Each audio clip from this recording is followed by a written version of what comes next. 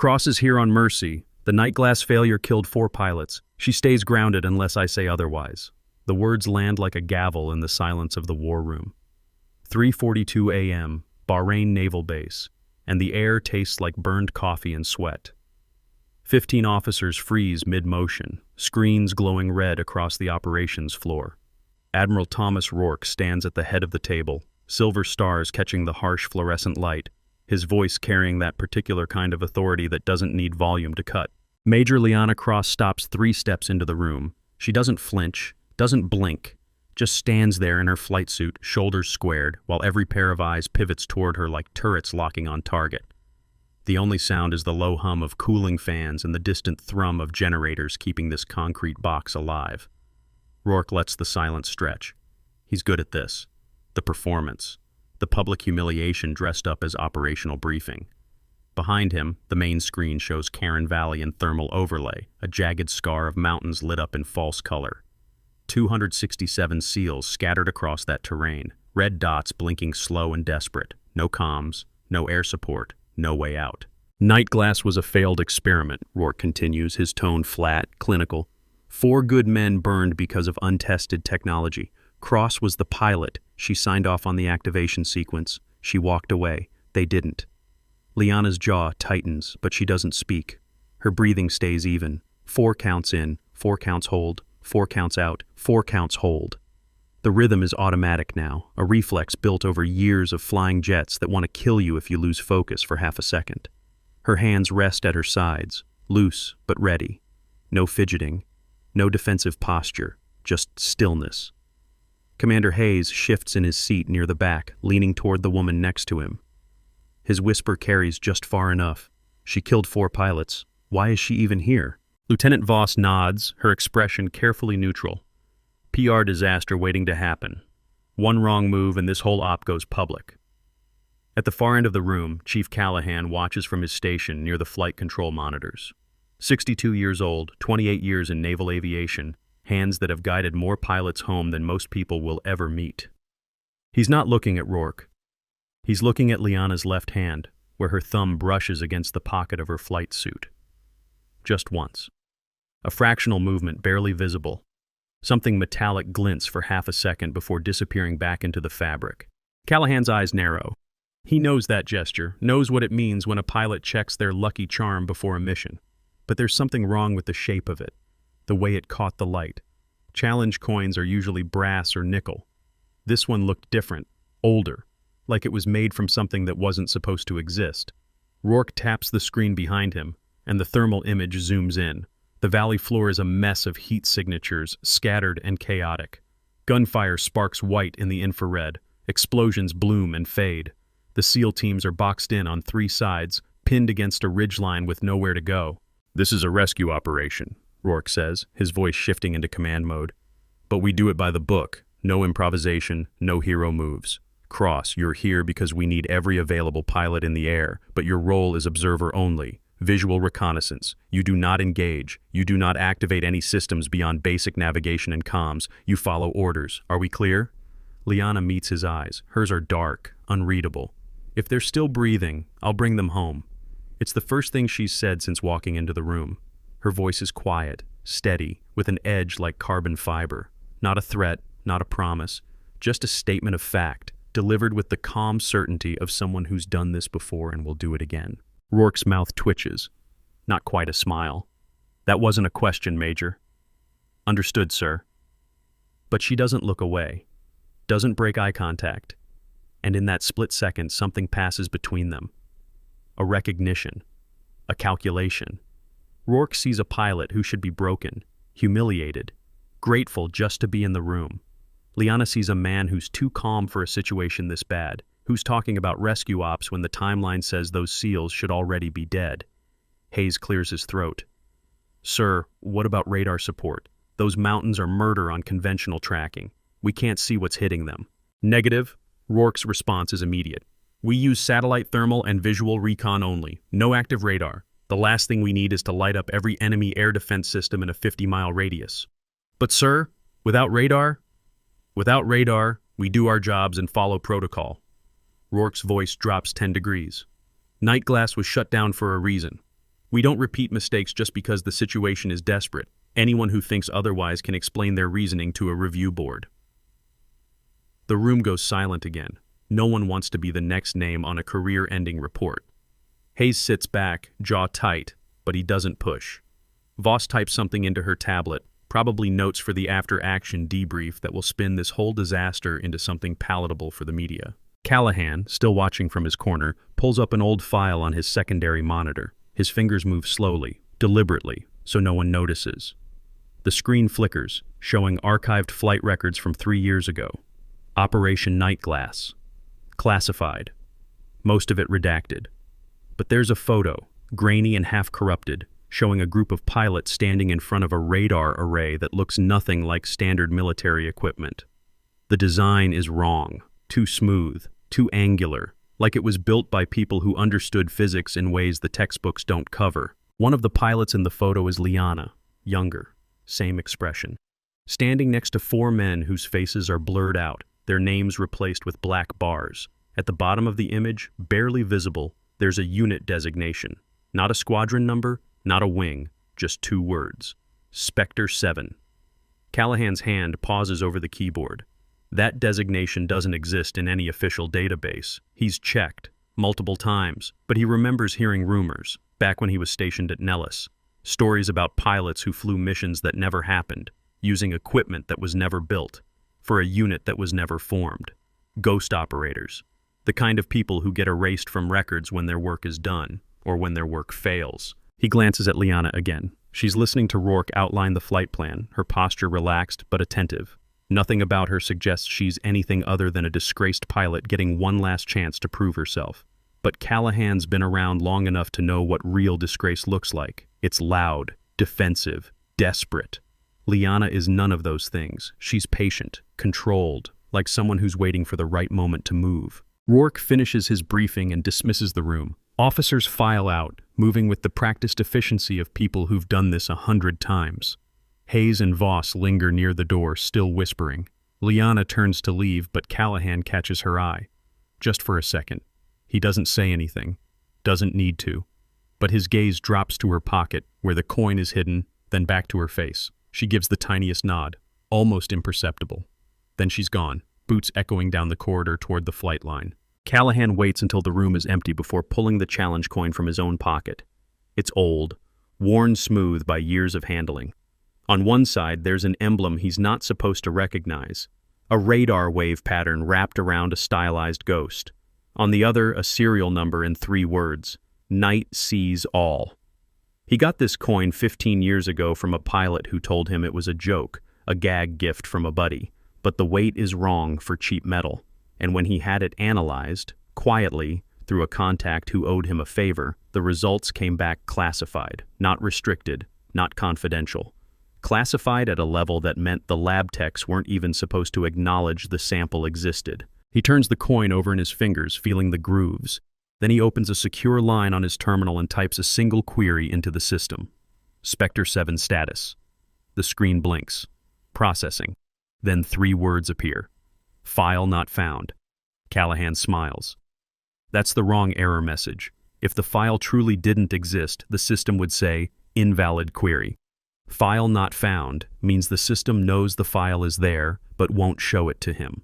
Which means someone with clearance above his pay grade decided that Spectre 7 is still operational, still active, still out there doing things the rest of the world will never know about. Or it means they're covering up a failure so catastrophic that even acknowledging it would be a security breach. He logs out and pockets the coin again. Outside, the pre-dawn air is thick with humidity and jet fuel. Liana is already at her bird running pre-flight checks with the kind of methodical precision that makes crew chiefs nervous. She doesn't rush, doesn't cut corners. Every switch, every gauge, every seal gets the full attention it deserves. When she's done, she stands at the base of the ladder and looks up at the F-35 like it's a living thing she's about to trust with her life, because it is. The crew chief hands her the helmet. All systems green, Major. You're good to go. Thanks, Chief. She climbs up, settles into the cockpit, starts strapping in. The canopy lowers with a hydraulic hiss, sealing her into the tight, cramped space that smells like rubber and electronics and old sweat. The HUD flickers on, painting green lines across her vision. Navigation, comms, weapons systems locked and safed. And there, in the lower right corner, a single red indicator light. Night glass protocol locked. She stares at it for 3 seconds. Then her hand moves to the small panel beside her seat, where a secondary switch is hidden behind a flush-mounted cover. The cover requires a specific sequence to open. 3 taps, pause, 2 taps, pause, 1 tap. The kind of rhythm that would look random to anyone watching. The cover pops open. Underneath is a switch with no label, just a red button, recessed deep enough that it can't be hit by accident. Liana doesn't touch it, not yet, but her fingers rest on the edge of the panel close enough that she could flip it in under a second if she needed to. The radio crackles. Phantom 2-1, Tower, you are cleared for taxi. Proceed to runway 03, hold short for final clearance. Tower Phantom 2-1, taxi to 03, hold short, copy. The engines spool up and the jet rolls forward. The world narrows to instruments and horizon. Everything else falls away. If you believe in the people who've been forgotten, support this channel so I can keep telling these stories. Hit that like button and subscribe. That's how you help the truth get heard. The takeoff is smooth. Textbook. Liana rotates at exactly the right speed, pulls back on the stick with exactly the right pressure, and the F-35 leaps into the sky like it was made for this. The lights of Bahrain fall away below, replaced by darkness and stars. She climbs to 35,000 feet, levels off, switches to cruise. The cockpit settles into that familiar hum, the sound of controlled violence wrapped in carbon fiber and titanium. The war room voice comes through her headset. Phantom 2-1, you are cleared into operation zone. Maintain current altitude. Visual reconnaissance only. Do not deviate from assigned patrol pattern. Copy, visual recon only. Maintaining altitude. But even as she says it, her eyes are scanning the data feeds from the satellite link. Thermal imaging from Karen Valley. The SEAL teams are still there, still fighting, but the situation has changed. The heat signatures have shifted. What was a defensive perimeter 10 minutes ago is now a scattered mess, with gaps opening in places that don't make tactical sense. And there's something else. Another cluster of heat signatures moving in from the west. 12 contacts, moving in formation, weapons hot. But they're not on the operational map, not marked as friendly, not marked as anything. Liana zooms in, using the optical camera to get a better look. The resolution is good enough to make out details even at this altitude. Uniforms, gear, the way they move. Everything about them screams SEAL team, right down to the plate carriers and the tactical spacing. Except their plate carriers are wrong. The cut is off. The placement of the pouches doesn't match current loadout standards. And when she cycles through the database of issued equipment, none of it matches what she's seeing. She keys the mic. War Room Phantom 2-1. I have 12 unknowns moving towards SEAL position from the west. Not on the board. Requesting identification. There's a pause. Longer than it should be. When Rourke's voice comes back, it's clipped. Phantom 2-1, those contacts are classified movement. Do not engage. Do not track. Maintain your patrol pattern. Sir, they're converging on our people. If those aren't friendlies, I said maintain your pattern, Major. That's an order.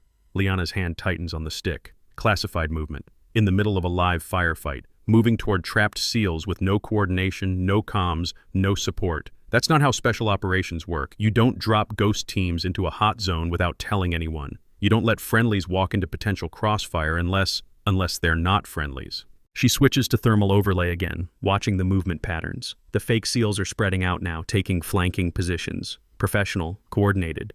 But their objective isn't to relieve the trapped teams. It's to box them in, to close the trap.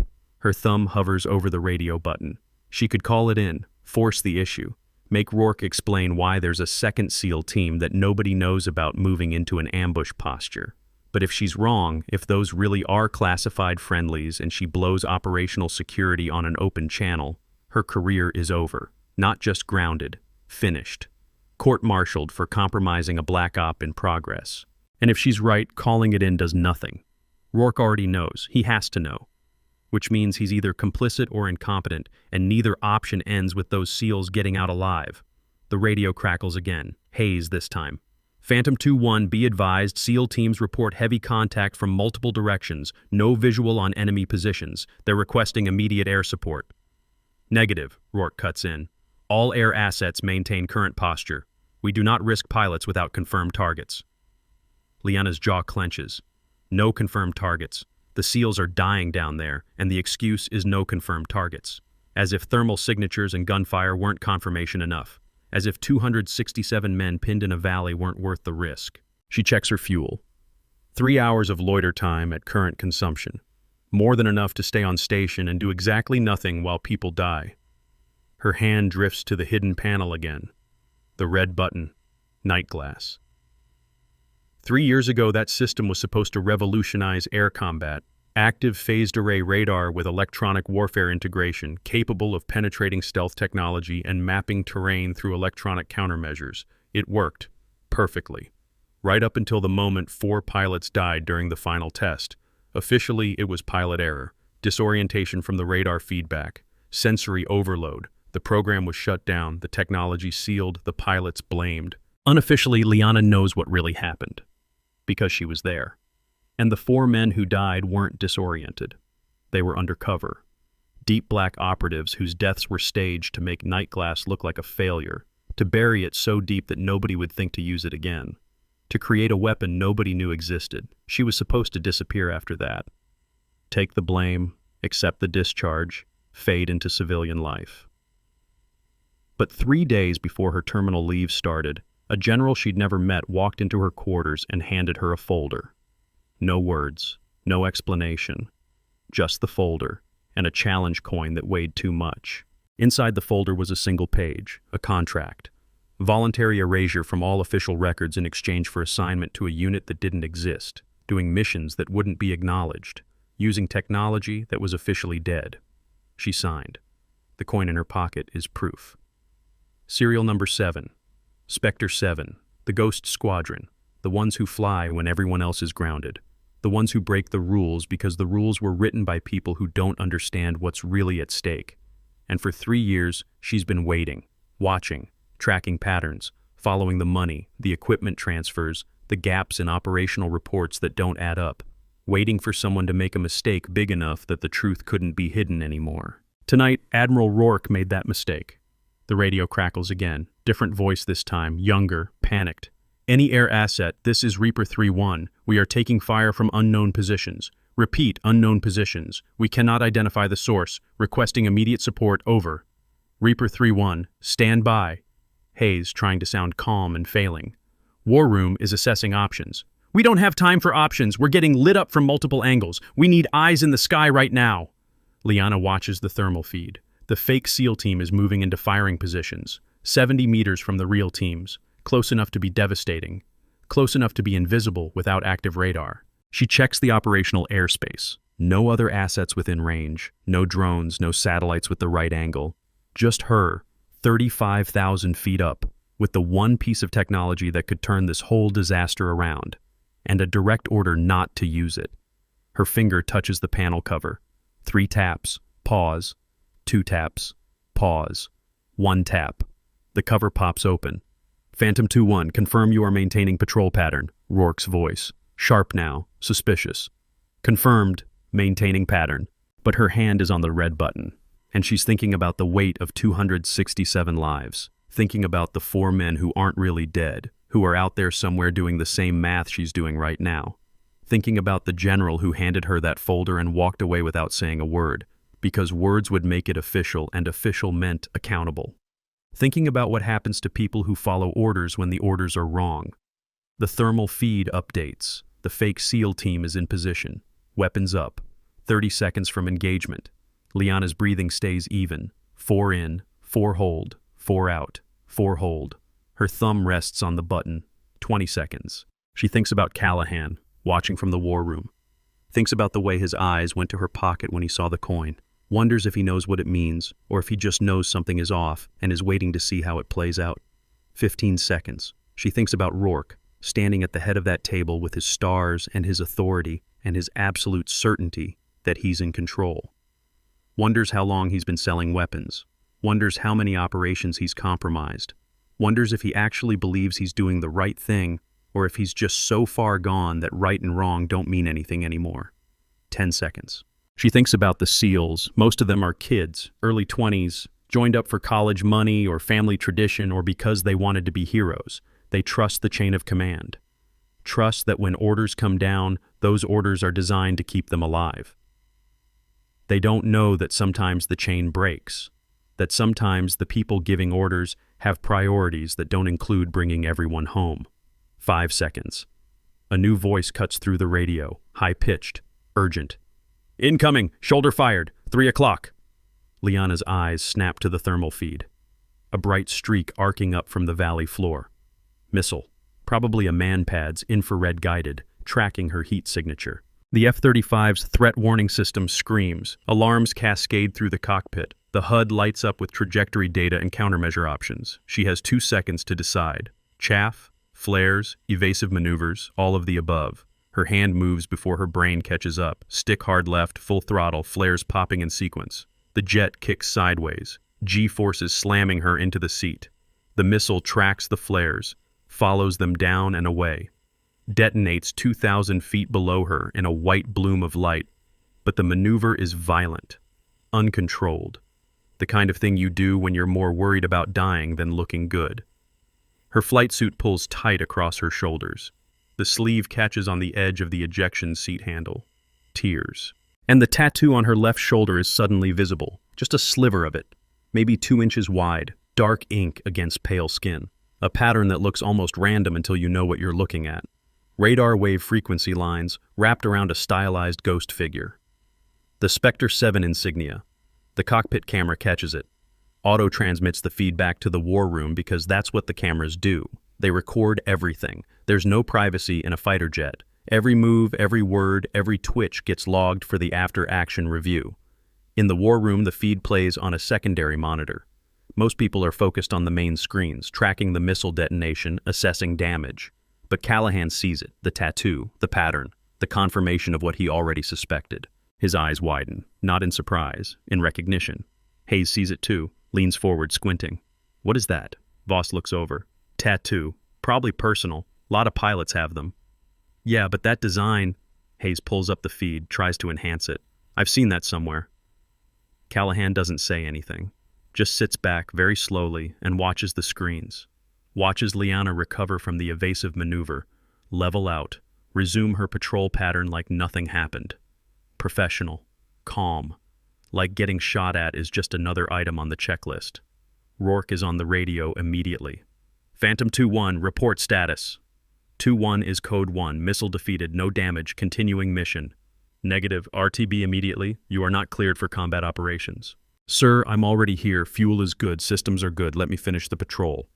That was not a request, Major. You will return to base immediately. If you engage that radar system, you're done. Treason charges, do you understand? Liana doesn't answer right away. She's looking at the thermal feed again. The fake SEAL team is moving. They're not firing yet, waiting for something. Coordination, maybe, or orders from someone who's watching the same feeds she is. Phantom 2-1, acknowledge. Rourke's voice has an edge now. Not anger. Something sharper. Panic, maybe, or fear. Liana's thumb is still on the red button, the night glass activation switch, the thing that could save 267 lives and end her career in the same moment. The thing that could prove, once and for all, who the real enemy is. What do you think Liana should do? Follow orders and let 267 people die or break the rules and face treason charges? Drop your thoughts in the comments below. The silence stretches. 3 seconds, 5, 10. The kind of silence that makes everyone in the war room lean forward, waiting for the response that will define everything that happens next. Then a new voice cuts through the channel. Calm, measured, authority that doesn't need volume. Stand down, Admiral. It's not Rourke. It's someone else. Someone whose voice Liana doesn't recognize but whose rank is clearly higher because Rourke goes quiet immediately. Who is this? Hayes whispers. Voss shrugs. On Liana's HUD, a new indicator appears. Secure channel. Encrypted at a level she's only seen twice before. The kind of encryption that means whatever's about to be said doesn't exist anywhere except in the memories of the people hearing it. Major Cross. The voice is older, male, calm in the way that comes from seeing too much to be rattled by anything. You have operational discretion. Use your judgment. That's it. No explanation, no orders. Just discretion, which is military speak for do what needs to be done and we'll deal with the consequences later. Liana's hand moves. flips the switch cover closed, but not before her thumb presses the red button underneath. The night glass system activates. There's no dramatic sound, no alarms, just a subtle shift in the HUD, new data streams overlaying the existing displays. The radar goes active, phased arrays spinning up to full power, electromagnetic waves flooding the valley below with a precision and strength that makes every piece of stealth technology in a 50-mile radius light up like Christmas. The war room screens explode with data. 7 contacts appear where there was empty air 2 seconds ago. Unmanned aerial vehicles, drones, stealth-equipped, thermal-masked, completely invisible to conventional radar. They're in a holding pattern around the SEAL teams, weapons armed, waiting for the order to engage. Holy cow, Hayes breathes. Where did those come from? Voss is typing furiously. They're not ours. Configuration doesn't match any friendly UAV. And if they're hostile, how did they get this close without detection? Callahan isn't looking at the drones. He's looking at the secondary feed, the one showing Liana's biometric data from her flight suit. Heart rate, breathing, stress levels. All of it is flat, controlled. Like she expected this. Like she knew exactly what would happen when she flipped that switch. Because she did. And now everyone else knows too. Rourke is staring at the screens, face pale. His mouth moves but no sound comes out. He looks like a man watching his entire plan collapse in real time. Watching 3 years of careful construction dissolve because someone hit a button he thought was permanently disabled. The secure channel voice speaks again. Confirmed. 7 hostile UAVs, stealth configuration, weapons hot. Major Cross, you are cleared to engage. Liana's hands move across the controls. Target lock. Weapons free. The F-35's internal systems come alive, missile bays opening, tracking solutions appearing on the HUD. She doesn't rush, doesn't panic, just works through the sequence with the same methodical precision she used for the pre-flight checks. 7 targets, 7 missiles, 7 locks, fire. The missiles streak down, contrails glowing in the darkness. The drones try to evade, their stealth systems useless now that Night Glass has them painted. They bank, twist, dump countermeasures. But they're built for stealth, not maneuverability. And Liana's missiles are built to hit things that don't want to be hit. 6 impacts in 12 seconds. The 7th drone manages one last desperate turn before the missile catches it and tears it apart. The valley goes quiet. On the ground, the SEAL teams are staring at the sky, watching pieces of burning metal rain down around them. They don't know what just happened, don't know where the drones came from or who killed them. They just know that 30 seconds ago they were about to die, and now they're not. Reaper 3-1's voice comes through, shaky but alive. War Room, this is Reaper 3-1. Threat neutralized. We're clear. Whatever you just did, thank you. Hayes is on his feet. How did she see them? How did she know they were there? Voss pulls up a file on her tablet. Old, classified, heavily redacted. Night Glass, it's a radar system, experimental, was shut down 3 years ago after a test failure. Yeah, I heard about that. Killed 4 pilots. Supposedly. The word hangs in the air. Supposedly, as in maybe it didn't. As in maybe there's more to the story than what's in the official reports. Callahan stands up slowly, walks to the main screen. The Night Glass signature is still active, painting the entire valley in electromagnetic detail. And now that it's running, now that everyone can see what it can do, other things are becoming visible too. 3 weapons caches that weren't on any map. 2 supply routes that don't match known logistics patterns. And most damning, a network of encrypted communications bouncing between the war room and locations that should be enemy territory. Hayes sees it. What is that? Callahan doesn't answer. He's looking at Rourke, who's standing very still, staring at the screen like it's a bomb that's about to go off. Because in a way it is. Every second that Night Glass stays active, more data comes in, more patterns emerge, more connections that were supposed to stay hidden. The secure channel voice speaks one more time. Admiral Rourke, you are relieved of command effective immediately. Please remain in the war room. Security personnel are en route. Rourke doesn't move, doesn't protest. He just stands there, shoulders sagging, the weight of inevitability finally settling on him. Around the room, officers are starting to understand, starting to piece together what they're seeing, and the expressions on their faces shift from confusion to anger to something cold and hard. Above them, Liana brings the F-35 around for another pass. The Night Glass system is still active, still feeding data, still exposing secrets that were supposed to stay buried. Her HUD shows fuel levels dropping, systems running hot from the sustained radar output. She has maybe 20 minutes before she has to make a choice. Shut it down and head home, or keep it running and see how much truth she can pull out of the darkness before the jet gives out. Below her, the fake SEAL team has stopped moving. They're just standing there, weapons lowered, probably receiving new orders from whoever's running them now that the original plan is in pieces. They don't engage, don't retreat, just wait. And in that moment, suspended between earth and stars, between duty and treason, between the person she was trained to be and the person she chose to become, Liana makes a decision. She's not shutting it down, not yet. Because 267 SEALs are alive and they deserve to know why they were sent into a valley to die.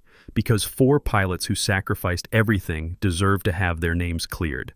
Because somewhere out there, in the dark places where policy is written and power is traded, people are making decisions that turn soldiers into pawns and pawns into casualties. And maybe, just maybe, if she keeps that radar running long enough, someone will finally have to answer for it.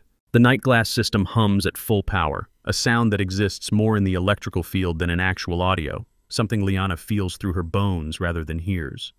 The F-35's computers are processing terabytes of data per second, painting a picture of the battlefield that no human eye could ever see. Every heat signature, every electronic emission, every piece of metal larger than a coin within a 50-mile radius shows up on her displays like ghosts becoming solid, and the war room is watching all of it. Hayes is pacing now, unable to sit still. This doesn't make sense. If night glass works this well, why was it shut down? Why classify it as a failure? Voss pulls up another file, her fingers moving fast across the tablet. The official report says pilot error caused disorientation. 4 deaths in the final test, program terminated. Cross was the ranking pilot, so she took the blame. But those drones... Hayes gestures at the screen where the wreckage is still cooling. She saw them. She knew exactly where they were. That's not luck. That's not pilot intuition. That's technology that works exactly as designed. Callahan speaks up from his station, his voice carrying that particular weight that comes from 30 years of knowing when to stay quiet and when to speak. Maybe it was never about whether the technology worked. Maybe it was about who got to control it. Everyone turns to look at him. He doesn't elaborate, just pulls up a secondary feed on his monitor, something from the base security system. Archive footage from 3 years ago. Hangar 7, late at night. 4 figures in flight suits walking toward aircraft that have their markings covered. And standing in the background, watching them leave, is a 5th figure. Smaller, female. Major Liana Cross, before she was officially discharged. The timestamp on the video is 2 hours before the night glass test that supposedly killed 4 pilots. Voss leans in closer. That's Cross, Callahan confirms. And those 4 men got into aircraft that never officially took off. Their deaths were reported as a training accident during a classified test, but there's no crash site in any of the reports, no wreckage, no bodies recovered, just paperwork saying they died and that night glass was the cause. Hayes runs a hand through his hair. You're saying they faked their deaths. I'm saying the timing is interesting. 4 pilots die testing radar that can see through stealth. 6 months later, intelligence reports start coming in about enemy forces losing entire stealth drone fleets to unknown causes. A year after that, 3 separate weapons smuggling operations get busted with information that could only come from signals intelligence we're not supposed to have, and now tonight, Cross activates a system that's been dead for 3 years and it works perfectly. The implications settle over the room like concrete. If the night glass pilots didn't die, if they went underground instead, that means the failure was staged, which means someone decided that having a radar system officially fail was more valuable than having it officially succeed. Someone who wanted to use the technology without anyone knowing it existed. Someone who could hide things in plain sight. Rourke hasn't moved from his spot near the main screen. His face is carved from stone, expression locked down so tight that nothing shows except the faint tremor in his left hand. Security personnel have arrived. 2 enlisted men standing at parade rest by the door, waiting for orders that haven't come yet. They're not moving to arrest him. Not yet. Because technically, he hasn't been charged with anything. Yet. The secure channel voice comes through again, addressing the entire room this time. All personnel, this is Brigadier General Sarah Michaels, NATO Joint Operations Command. What you're witnessing is the activation of a classified asset in response to an immediate threat. Major Cross is operating under special authority granted by cosmic level clearance. All recordings of this operation are now classified at the same level. You will not discuss what you've seen. You will not speculate about what it means. You will await official briefing. Is that understood? A chorus of, "Yes, ma'am," echoes through the war room. But the damage is done. Everyone in this room now knows that night glass works, that Cross has clearance that outranks an admiral, and that something much bigger than a rescue operation is playing out in real time. Above the valley, Liana is running calculations. The night glass system is pulling too much power. Her jet's electrical systems weren't designed for this kind of sustained output. She has maybe 15 minutes before something critical fails. Could be the radar itself, could be navigation, could be flight controls. No way to know until it happens. But in those 15 minutes, she can do a lot of damage. The data stream flowing back to the war room isn't just tactical, it's strategic. Logistics, communications networks, financial transactions encoded in burst transmissions that most systems would miss. Night glass catches all of it, decodes it, maps it into a web of connections that tells a story 3 years in the making. A story about an admiral who discovered that stealth technology wasn't just valuable for military operations. It was valuable for moving things that weren't supposed to be moved. Weapons, technology, information, all of it invisible to conventional tracking, all of it plausibly deniable, all of it generating money that flowed through accounts in countries that don't ask questions. And when Nightglass threatened to make all of that visible, when 4 pilots got too close to understanding what they were really seeing, Rourke made a choice. Bury the technology, bury the pilots, keep the operation running in the dark. Except the pilots didn't stay buried. They went deeper instead. Became Spectre 7, became ghosts hunting the people who thought they were dead. And Liana was the bait. The understanding hits her all at once, a crystallization of 3 years of fragments into a complete picture. She wasn't discharged in disgrace. She was placed. Put in a position where she'd be overlooked, underestimated, kept close enough to observe, but too discredited to be taken seriously. A trap set with human bait, waiting for someone to get confident enough to make a mistake. Tonight, Rourke made that mistake. Her radio crackles, not the secure channel, the regular combat frequency. Phantom 2-1, this is Reaper 3-1. We're marking our position with IR strobes. Can you confirm friendly locations before we move? Liana checks the Nightglass feed. The SEAL teams are clustered in defensive positions, 267 souls waiting for orders that will either save them or kill them. The fake SEAL team has pulled back, melting into the terrain. They're not engaging because their mission just changed from ambush to escape. They know they're exposed now, know that every move they make is being tracked. Reaper 3-1, I have you marked. 12 unknowns have withdrawn to grid coordinates. She reads off the numbers, precise to within 5 meters. They are not friendly. Recommend you hold position while QRF moves to intercept. Copy that. Holding position. Callahan's voice comes through on the secure channel. Cross, your aircraft systems are running hot. Electrical load is at 112%. You need to shut down Nightglass before something fails. Negative, still collecting data. There's a point where collecting data becomes suicide. You're approaching it. Liana glances at her instruments. He's right. Multiple warning lights are flickering. The HUD is starting to show artifact glitches. Pixels that don't belong. The kind of early signs that mean cascading failures are coming. But the data stream hasn't stopped. Every second pulls more information out of the darkness. More connections. More proof. 2 more minutes, she says. You might not have 2 minutes. Then I'll make them count. She adjusts her flight path, brings the jet around for another pass over the valley. The Nightglass arrays are locked on specific frequencies now, drilling deep into encrypted channels that are trying very hard to stay hidden. And what they're finding is damning. Communications between Rourke and individuals in 3 different countries.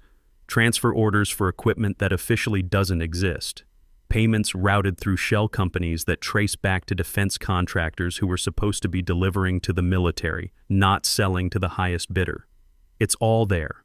Every detail, every transaction, every lie. And it's all being recorded by systems that will survive even if her jet doesn't. In the war room, a new screen lights up. Financial data. Hayes sees it first. What is this? Voss pulls up the details.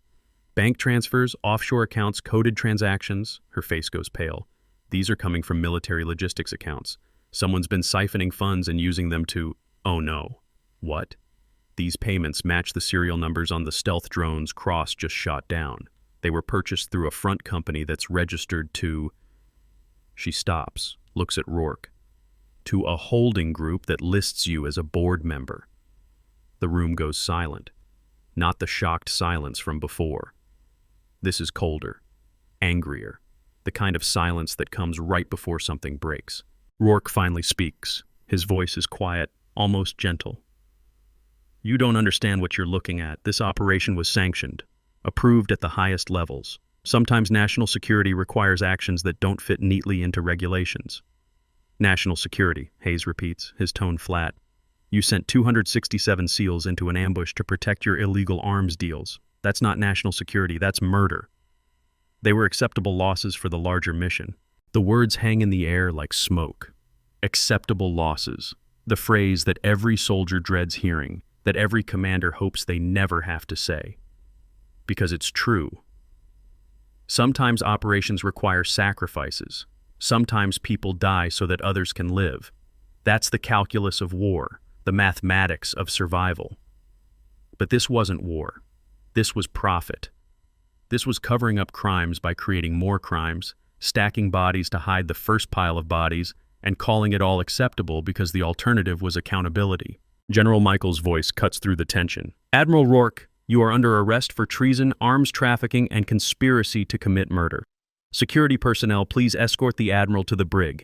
He is to have no communications with anyone outside of his assigned legal counsel. The security personnel move forward. Rourke doesn't resist. He just stands there, looking smaller somehow, like the authority that held him upright has dissolved. As they lead him toward the door, he glances back at the main screen where Liana's jet is still circling over the valley. She won't make it back, he says quietly. That system is burning her jet from the inside. She's dead already, just doesn't know it yet. Callahan stands up. Maybe, but she's alive long enough to make sure you go down first, and that's more than you deserve. The door closes behind Rourke. The room exhales. Hayes sits down heavily, like his legs won't hold him anymore. Voss is typing frantically, probably documenting everything before someone decides to classify it into oblivion. Around them, other officers are processing, trying to reconcile the person they thought they knew with the reality of what just happened. Above the valley, Liana's jet shudders. Not a major system failure. Not yet. Just a warning. A reminder that physics doesn't care about clearance levels or operational necessity. The electrical systems are overheating. Circuit breakers are starting to trip. She has maybe 90 seconds before something critical gives out. She keys the mic. War Room, Phantom 2-1. Data transmission complete. Shutting down night glass. Copy that. Get yourself home, Major. But even as she reaches for the switch, new contacts appear on her display. Fast movers. 3 of them. Coming from the west at supersonic speed. The night glass system identifies them immediately. Su-35 fighters. Russian-made. Not part of any known force in the region. Someone called in reinforcements. War Room. I have 3 bandits inbound. They're not showing IFF. Hayes checks his displays. We're not tracking anything. That's because they're using the same stealth modifications as the drones. Night glass is the only thing that can see them. Callahan's voice is urgent. Cross, you need to leave. Now. Your jet can't handle a dogfight in this condition. If I leave, they'll hit the SEAL teams. 267 people, Chief. If you stay, you die. That's not a combat decision, that's basic math. Liana watches the contacts close in. 30 miles. 25. They're not launching yet, probably waiting to get within visual range, make sure they're hitting the right target, which gives her maybe 2 minutes to decide. 2 minutes to choose between following orders and doing what's right. 2 minutes to figure out if 3 years of hiding was worth what comes next. Her hand hovers over the weapon controls. The F-35 is a formidable aircraft, packed with missiles and countermeasures and the kind of technology that makes air superiority look easy. But it's also damaged, overheated, running on systems that are 1 circuit breaker away from total failure. And there are 3 of them. The math doesn't work. Doesn't matter how good she is, how much training she has, how many hours in the cockpit. 3 against 1, with a jet that's falling apart, equals death. Fast death or slow death, but death either way. Unless. She looks at the night glass panel. The system is still running, still painting the sky with electromagnetic precision, still showing her things that nobody else can see, including the fact that those 3 fighters are flying in close formation. Too close. The kind of close that means they're relying on each other for mutual defense, sharing radar coverage, coordinating their attack. the kind of close that makes them vulnerable. Liana's thumb finds the red button again, not to shut it down, to push it harder, to override the safety limiters and dump every watt of power her jet can generate straight into the night glass arrays. The system screams, metaphorically and literally. Warnings cascade across her HUD, electrical systems overload, the smell of burning insulation fills the cockpit, but the radar output spikes, flooding the airspace with electromagnetic radiation at power levels that make every stealth coating in 100 miles light up like flares, including the 3 fighters. Their stealth systems aren't designed to handle this. They're built for passive evasion, staying invisible by absorbing radar instead of reflecting it. But when you hit them with enough power, absorption stops working. The coatings overheat, the electronics fry, and suddenly 3 invisible fighters become 3 very visible targets. Surface-to-air missiles launch from the ground, not from the SEAL teams, from a hidden NATO battery that's been sitting dark and quiet, waiting for targets it could actually see. The missiles streak upward, tracking the suddenly exposed fighters with perfect accuracy. 2 impacts, clean kills. The 3rd fighter breaks formation, dumps countermeasures, banks hard into a dive. The missile follows, detonates 20 meters away. The fighter wobbles, trails smoke but stays airborne, limping but alive. And now it's angry. The remaining fighter comes around, locks onto Liana's jet. She sees the missile launch before her threat warning system does.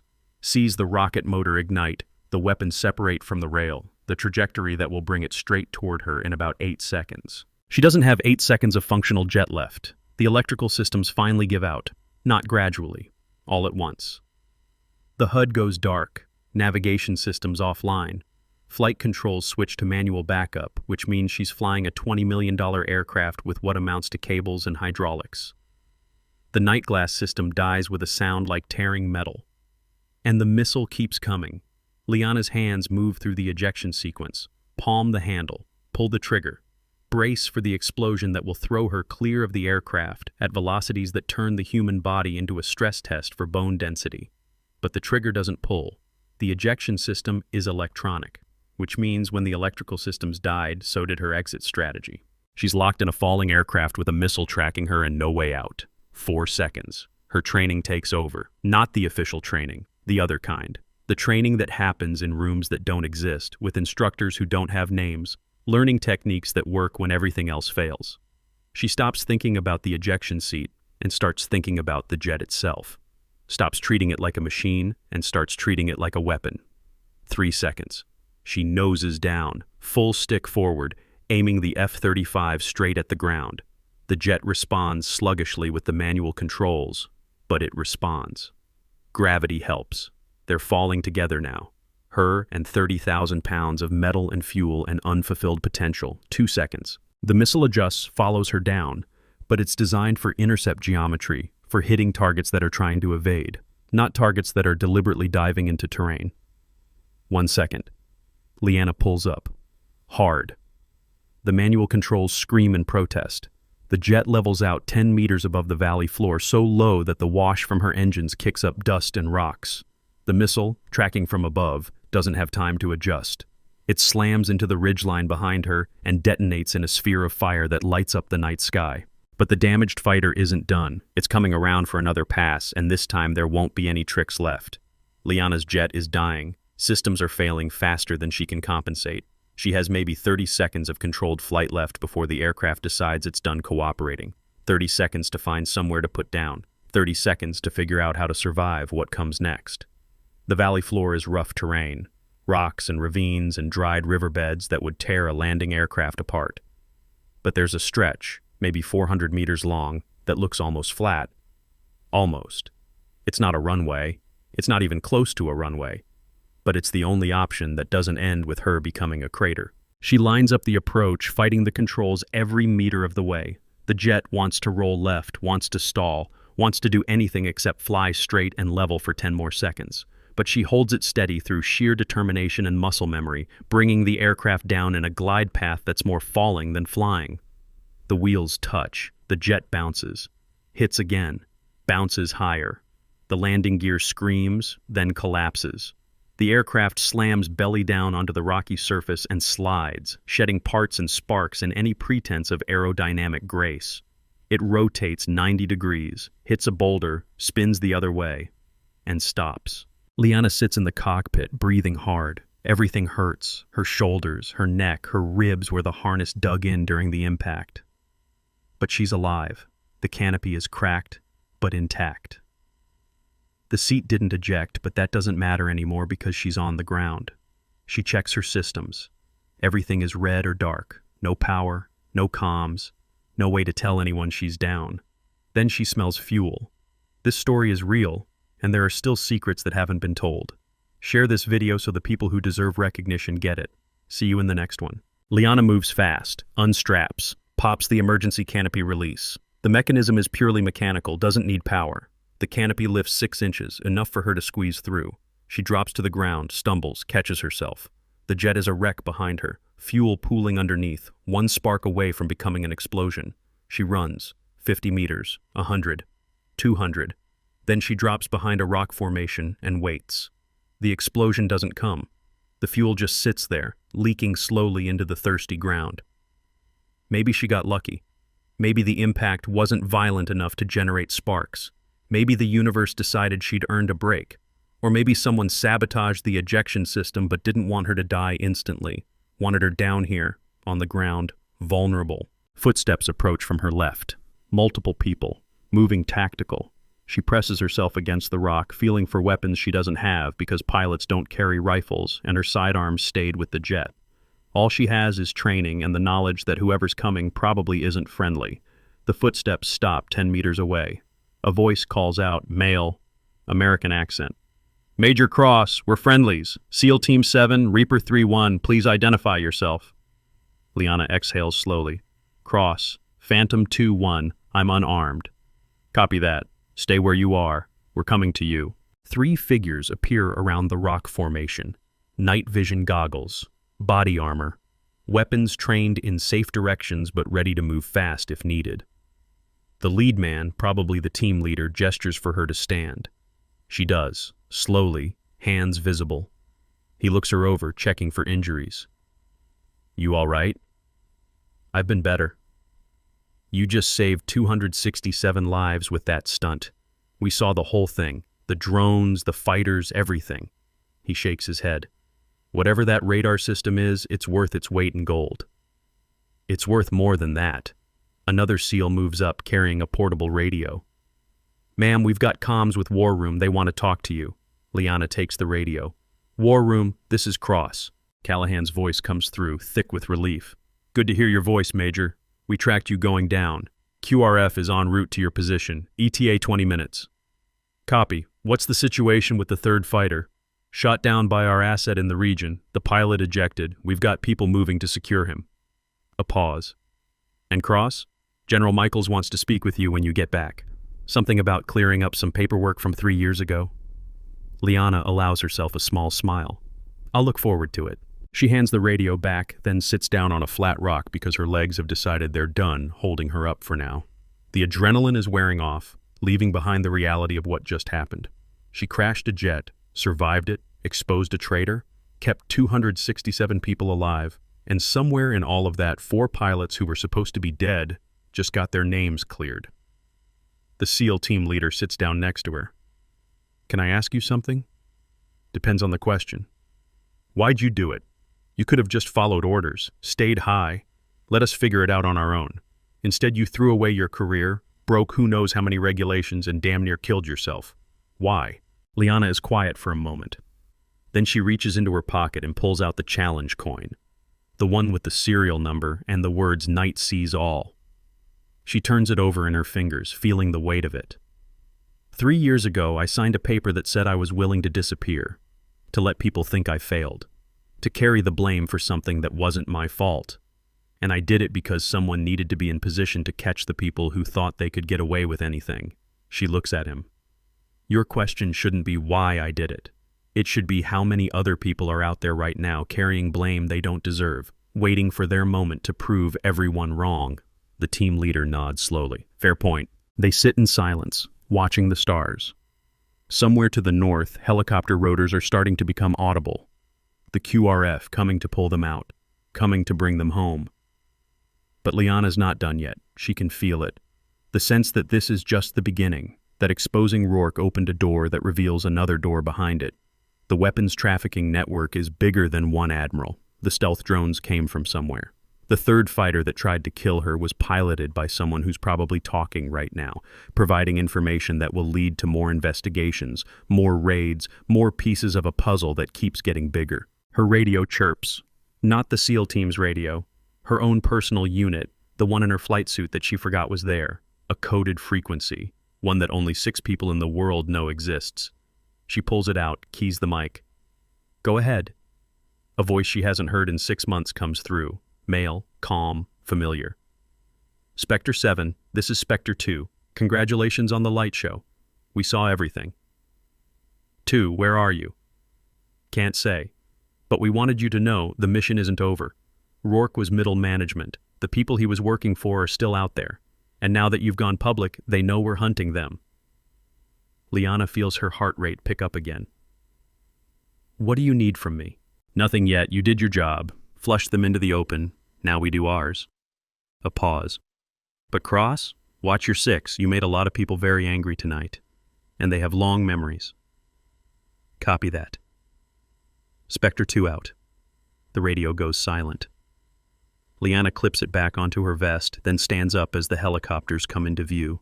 Bright lights in the darkness, rotors churning the air into submission. The cavalry arriving exactly 20 minutes late, which is actually right on time by military standards. The SEALs gather their gear, prepare to move. The team leader offers Liana a hand up. "You coming?" "Yeah, I'm coming." They walk toward the landing zone together, boots crunching on stone and sand. Behind them, the wrecked F-35 sits like a monument to decisions made and consequences accepted.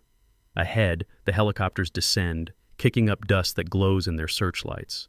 And somewhere in the night, on frequencies that officially don't exist, 4 pilots who are officially dead are doing work that will officially never happen. Because some ghosts don't need permission to haunt, they just wait for the right moment to strike. 3 weeks later, NATO headquarters in Brussels releases a statement. Admiral Thomas Rourke and 8 other officers have been arrested on charges of treason, arms trafficking, conspiracy to commit murder, and violations of about 40 different articles of military justice. The investigation uncovered a network spanning 7 countries, involving stolen military technology, unauthorized weapons sales, and enough classified information to fill a warehouse. The 4 pilots who died testing night glass are officially redesignated as missing in action, status classified. Their families receive compensation, apologies, and enough redacted documents to understand that their loved ones were heroes, even if the details of how remain secret. At Arlington, 4 headstones remain, but the dates of death are now marked as classified. The families stand before them anyway, hands pressed against cold marble, knowing their loved ones are out there somewhere, still fighting, still serving in ways they'll never fully understand. SEAL Team 7 receives commendations. 267 men who should have died in Karen Valley instead walk away with nothing worse than some cuts and bruises and a story they can never tell. But they remember.